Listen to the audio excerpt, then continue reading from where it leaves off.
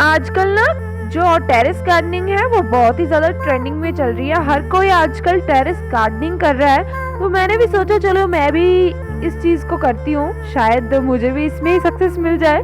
तो मैंने आज अपने टेरेस को ऑर्गेनाइज करने की सोची है, टेरेस गार्डनिंग को ऑर्गेनाइज करने की सोची है। तो चलो देखते हैं कि मैं कितनी ज़्यादा सक्सेसफुल होती हूँ इसमें और कितनी ज़्यादा नहीं।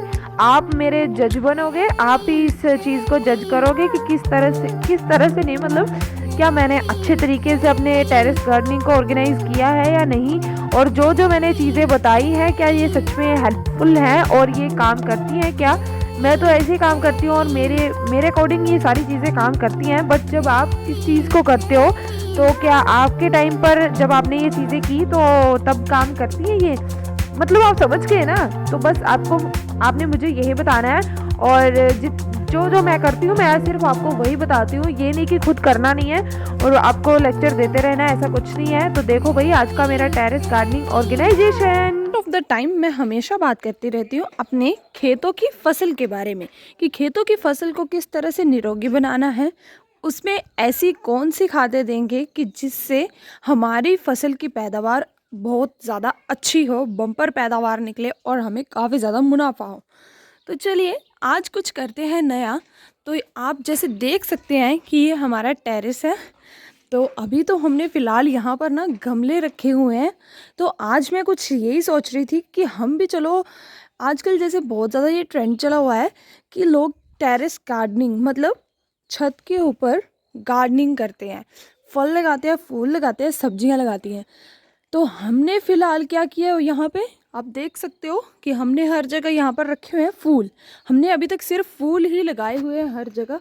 वहाँ पर भी स्पेस था तो वहाँ पर भी हमने रख दिए हैं फूल, और यहाँ पर सीढ़ियों पे रखे हुए हैं फूल, और ऊपर भी हमने फूल रखे हुए हैं और कुछ पत्तियाँ वगैरह लगाई हुई हैं जो। तो आज ना मैंने यही सोचा है कि अपने इस टेरेस को देख लो कितना अस्त व्यस्त ये पड़ा हुआ है, और फूल कहीं सीढ़ियों पे है तो कहीं वहाँ पर छत पर है, कुछ वो चूल्हे की जो चिमनी होती है उसके ऊपर रखे हुए हैं, और कुछ उस वाली ईंटों पर भी रखे हुए हैं।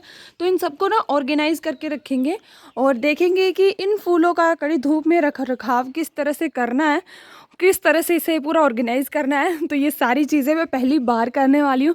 तो चलो मिलकर करते हैं ये सारी चीज़ें, और साथ में सीखते भी हैं और साथ में करते भी हैं। ठीक है, तो चलो स्टार्ट करते हैं।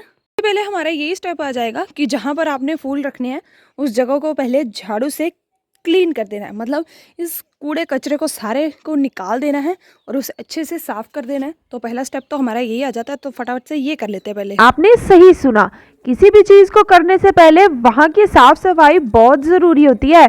तो सबसे पहले मैं इस छत को साफ कर लूँगी जहाँ पर मैंने फूलों को रखना है, क्योंकि बाकी साइड अच्छे से साफ थी। यहाँ पर मम्मी ने फटाफट से झाड़ू लगाया था शाम को और कूड़ा यहीं पे रखा था, जिसकी वजह से वो बिखर भी गया था। और ये जो टीन का पतरा था ये काफ़ी मुझे हल्का लग रहा था देखने में, बट जब उठाया तब पता चला कि ये काफ़ी ज़्यादा भारी था। फिर इसे अच्छे से मैंने यहाँ पे जो कूड़ा कचरा पड़ा था उसे साफ़ किया। फिर मैंने सोचा मैं भी अगर यही गलती करूँगी, इस कूड़े को यहीं पे रखूँगी, तब तो ये फिर से बिखर जाएगा और फिर से गंद पड़ जाएगा। तो मैंने फटाफट से बाल्टू जो है, बाल्टी छोटी सी कचरे वाली, वो लेकर आई और अच्छे से पूरा साफ़ किया, और थोड़ी सी मिट्टी फिर बच गई। फिर उसमें पानी डाला और फिर वहाँ पे झाड़ू लगाना शुरू कर दिया। पानी इसीलिए डाल रही हूँ क्योंकि मुझे ना डस्ट एलर्जी काफ़ी ज़्यादा है, इसीलिए पानी थोड़ी थोड़ी देर के बाद मैं डालती हूँ और फिर झाड़ू लगाती हूँ। और फाइनली ये डन हो गया भाई। पर पहला स्टेप हमारा कंप्लीट हो चुका है। अब दूसरा स्टेप आता है कि जहाँ जहाँ आपने अपने पौधे रखे हुए हैं, कई छत पर रखे हुए हैं, कई साइड में रखे हुए हैं, कोई कहाँ पर रखा हुआ है और कोई कहाँ पर, तो उनको पहले एक जगह इकट्ठा कर लीजिए जहाँ पर आपने सफाई की है। यहाँ पर ना फ़ोन की सेटिंग खुद करनी पड़ रही है, इसलिए एंगल थोड़े बहुत टेढ़े मेढ़े आएंगे, तो उसे थोड़ा एडजस्ट कर लेना। अभी मैं इन सारे फूलों को उठाकर इस वाली जगह पे रख देती हूँ। जैसे जैसे एक एक फूल को उठा रही थी, एक एक गमले को उठा रही थी, मैं उसकी हिस्ट्री भी बता रही थी साथ में कि कैसे कैसे मैंने उसे बनाया है। तो जो सबसे पहले दिखाया ना, वो जो गले में पहनते हैं ना हार, तो उसका मैंने उसे बनाया है क्योंकि वो ना डब्बा बहुत ज़्यादा बेकार लग रहा था देखने में, और वो हार भी ऐसे ही 1-2 साल से पड़े हुए थे, तो मैंने उनको उठाया और ग्लू गन से चिपका दिया, और इस गमले का मैंने नाम दिया है बाजेदार गमला। तो सच में बाजेदारों वाला गमला लगता है, और इसका रंग भी फेंट हो गया था क्योंकि ना इसे धूप में रखा था, फिर बारिश भी हुई और इसका जो रंग था ना वो निकल गया। और भाई फिर मैंने डिसाइड किया कि वहाँ के गमले में ना ही उठाऊं, क्योंकि वहाँ पर ना बहुत अच्छी छाया भी रहती है, धूप भी रहती है, टाइम टू टाइम सब कुछ मिलता है उन पौधों को, तो वो काफ़ी अच्छे चले हुए हैं, इसीलिए मैंने यहाँ के पौधे उठाए बस। बाकी फिर यहाँ पे छत पे पहुँच गई, छत पे उठाए मैंने ये घड़े, तो घड़े की खुद ही देख लो घड़े किस प्रकार के थे ये। देखिए मैंने इन फूलों को कुछ इस प्रकार से रखा है, और ये जो अस्त्र आप देख रहे हो इसका मैं प्रयोग करूँगी इनकी गुड़ाई के लिए। और मैंने ना फटाफट से शस्त्र को उठाया और गमले की मिट्टी को कुरेदना शुरू कर दिया, और साथ में टिप्पणियाँ देना भी शुरू कर दिया है।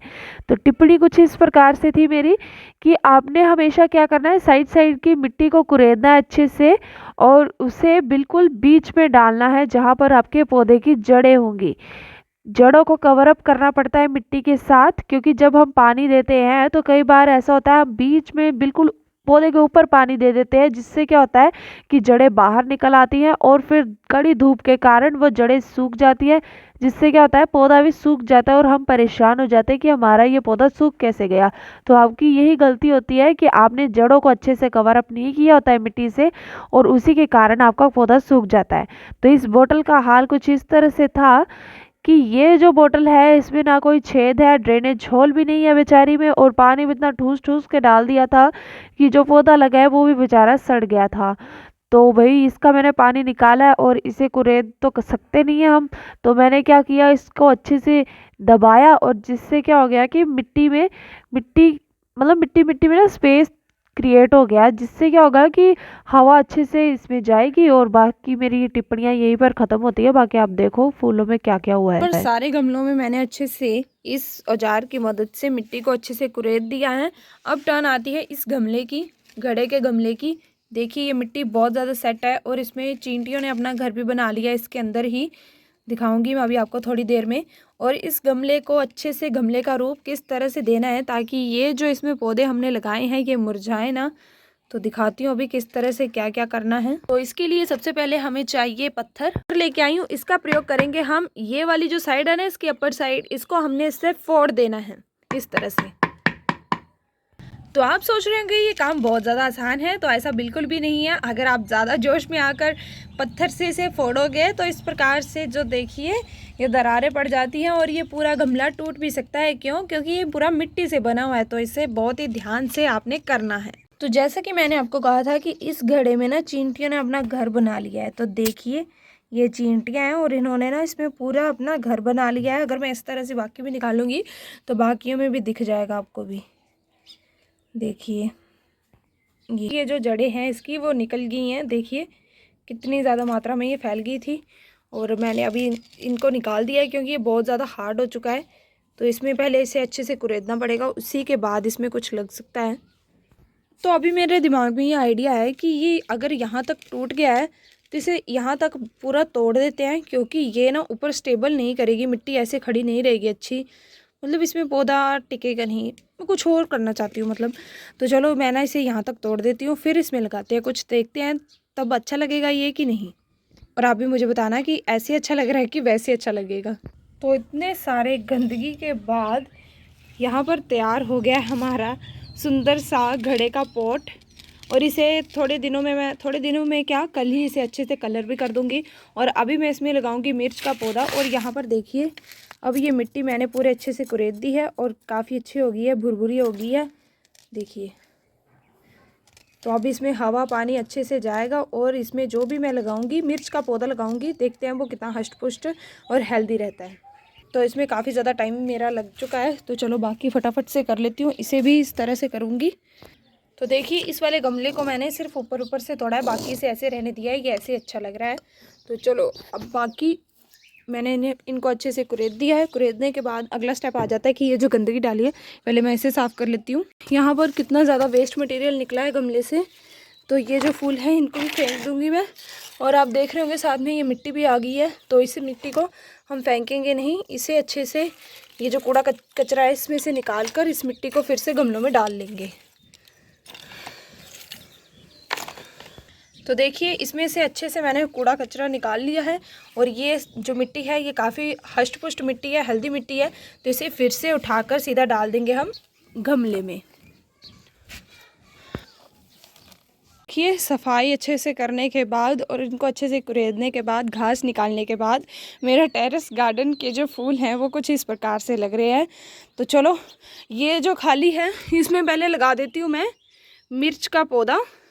तो मिर्च की पनीरी हमने इस गमले में लगाई हुई है। देखिए ये फूल का गमला था बट इसमें हमने मिर्च भी लगा दी है।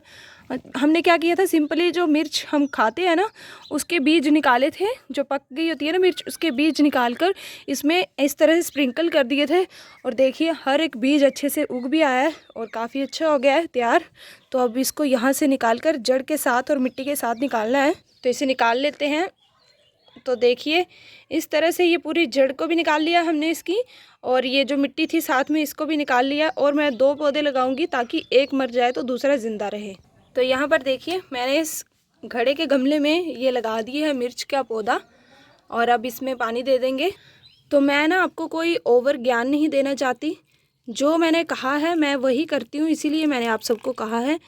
ये नहीं कि खुद उस चीज़ को अपनाना नहीं है और दूसरों को बताते रहना है, पहले खुद अपनाया मैंने तभी आपको बताती हूँ। और यहाँ पर जब हम साइड साइड में पानी देते हैं तब क्या होता है कि ये जो बीच की मिट्टी है ना, जहाँ पर जड़ें होती हैं हमारी, तो यहाँ की जो मिट्टी है वो बहती नहीं है। अगर आप सीधा डायरेक्ट बीच में पानी दोगे ना तो जड़ें जो हैं वो बाहर निकल आती हैं और उसी की वजह से जो हमारा पौधा है वो सूख जाता है। अगर हम साइड साइड में पानी देंगे वो पानी आखिर में बीच में ही खड़ा होता है और फिर जड़ों तक वो आराम से पहुंचता भी है और ना ही वहाँ की मिट्टी बहती है और ना ही फिर हमारा पौधा सूखता है। तो आपने भी अगली बार अगर आप अपने पौधे को पानी दे रहे हो तो हमेशा साइड साइड से ही देना है और आपका पौधा फिर सूखेगा भी नहीं। अब आपने अच्छे से पौधे भी लगा दिए हैं, पानी भी दे दिया है, जो घास लगा था वो भी निकाल दिया है। अब उससे आगे इसकी देख रेख हम किस तरह से करते हैं, इससे कुछ हम खाद प्रोवाइड करते हैं, जिससे क्या होता है कि हमारे पौधे की ग्रोथ होती है और हमारा पौधा फलता फूलता है।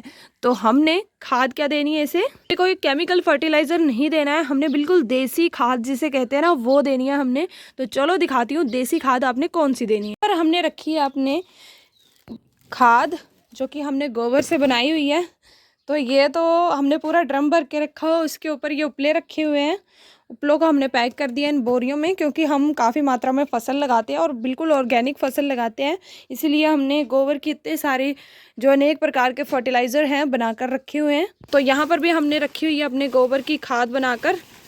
तो देखिए गोबर की खाद, तो ये हमारे जो जब हम इसे डालते हैं अपने पौधों में तो पौधों के लिए अमृत के समान होती है, इसीलिए इसे हम अपने SPNF विधि में कहते हैं घन जीव अमृत। और ये बिल्कुल गाय के गोबर से बनाई जाती है। आप किसी भी जानवर का गोबर ले सकते हो, उससे इसे तैयार कर सकते हो और ये पूरा साल भर तक आप इसे स्टोर करके रख सकते हो। इसीलिए हमने इतनी ज़्यादा मात्रा में स्टोर कर लिया है और हम अपने फलों फूलों सब्जियों और बाकी जो हमारी फसल होती है सब में इसी खाद को देते हैं। हम कोई भी केमिकल फर्टिलाइज़र का प्रयोग नहीं करते हैं और इसी से हमारी फसल काफ़ी अच्छी भी हो जाती है। और आज मैं अपने टेरेस गार्डन में भी इसे ही देने चाहती हूँ और पहले भी हम इसे ही देते थे और आपको भी मैं यही रेकमेंड करूँगी। अगर आप इसे बनाना सीखना चाहते हैं तो मेरे चैनल पर इससे रिलेटेड काफ़ी आसान वीडियो जो है कि इसे किस तरह से बनाना है वो मैंने बनाई हुई है, तो आप उसे देख कर बनाना भी सीख सकते हैं। आप इस खाद के गुण तो जान ही चुके होंगे, तो अब आपने क्या करना है, इसे थोड़ी थोड़ी मात्रा में इन गमलों में देना है इस प्रकार से, क्योंकि खाद का काम क्या होता है, जीवाणुओं की मात्रा को बढ़ाना। और जब जीवाणुओं की मात्रा बढ़ेगी तभी हमारी मिट्टी हेल्दी होती है। अगर हमारी मिट्टी हेल्दी होगी तभी हमारा पौधा जो है वो हेल्दी रहेगा। लग रहा होगा कि मैं झूठ कह रही हूँ, तो यहाँ पर देखिए हमने इस खाद को डाला भी है। यहाँ पर हम इसका प्रयोग करते ही रहते हैं। ये देखिए ये वही गोबर की खाद है जो मैं अभी लेकर आई हूँ। तो ये सच में बहुत ही ज़्यादा बेनिफिशियरी होती है। हम अपनी हर एक फसल में इसका प्रयोग करते हैं और इसके रिज़ल्ट सच में बहुत ही ज़्यादा बढ़िया होते हैं। तो आप भी अपने जो टेरेस गार्डनिंग के फूल फल सब्जियां जो भी हैं उसमें इस खाद का ज़रूर प्रयोग करें। खाद जो है बहुत ही इम्पोर्टेंट पार्ट होता है किसी भी पौधे को चलाने के लिए, किसी भी फसल को चलाने के लिए। तो गोबर की खाद सबसे ज़्यादा बेस्ट रहती है और ये उन्हीं में से एक बेस्ट खाद है जो कि मैं आपको रेकमेंड कर रही हूँ और ख़ुद भी इसका प्रयोग करती हूँ। अगर आप इस खाद को देते हो ना तो मेरी एक गारंटी रहेगी कि अगर आप इस खाद को देने के बाद इसमें कोई सूखे से सूखा पौधा भी लगाओगे, मतलब कोई टहनी वगैरह लगा रहे हो ना, तो वो भी हरी भरी हो जाएगी। उसका भी रिज़ल्ट मेरे पास पड़ा हुआ है। हमने पिछले साल ही एक अंगूर की बेल लगाई है, जो सिर्फ हमने एक डंडी लगाई थी और डंडी लगाने के बाद आज वो पूरी तरीके से हरी भरी भी हो चुकी है और हमें अभी फल भी देने वाली है इसी साल। तो एक ही साल में उसने इतनी ज़्यादा तरक्की कर ली है कि हमें फल भी दे रही है और पूरी फल फूल भी अच्छे तरीके से गई है। सो गाइज़, अब देखो कि अब मेरा ये जो मेरी छोटी सी कोशिश है आप सबको कैसी लगी कि आज मैंने क्या किया, अपने टेरेस गार्डनिंग को वो ऑर्गेनाइज़ किया है। अभी तक ये पूरे तरीके से पूरा गार्डन नहीं लग रहा है क्योंकि अभी बहुत कम मात्रा में फूल लगाए हैं हमने। अब हम इसमें सब्जियां भी ऐड करेंगे, मतलब यहाँ पर छत पर ही हम सब्जियां भी लगाएंगे और भी कई सारी वेराइटियाँ इन्वॉल्व करेंगे धीरे धीरे कर। ये मेरा पहला स्टेप था। तो आपको ये मेरा छोटा सा पहला स्टेप कैसा लगा और जो मैंने चीज़ें बताई हैं आपको ये क्या हेल्पफुल और इन्फॉर्मेटिव लगी? अगर थोड़ी सी भी इन्फॉर्मेटिव लगी हो तो प्लीज़ चैनल को सब्सक्राइब कर लेना मेरी हिम्मत को और बढ़ाने के लिए, तभी मैं इसके लिए आगे और स्टेप उठाऊंगी, अदरवाइज़ इसको यहीं पे छोड़ दूंगी। सो बाय बाय, मिलते हैं कल एक और नई वीडियो और नए ब्लॉग के साथ।